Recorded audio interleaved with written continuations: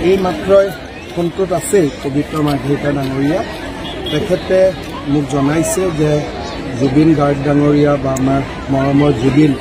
এই সংসাৰত নাই তেখেতে এই সংসাৰৰ পৰা আঁতৰি গৈছে খুব মৰ্মান্তিক ঘটনা মৰ্মান্তিক দুখদায়ক ঘটনা আজি আমি বিজেপি দলে আজি গধূলিও আমি নিৰ্বাচনী প্ৰচাৰ নকৰোঁ মই এতিয়া খালি গুমাত গৈ মানুহখিনিক নমস্কাৰ কৰি মই গুৱাহাটীলৈ তুৰন্ত উভতি যাম তেখেতৰ সৎকাৰ বা কি ধৰণে আমি তেখেতক আনো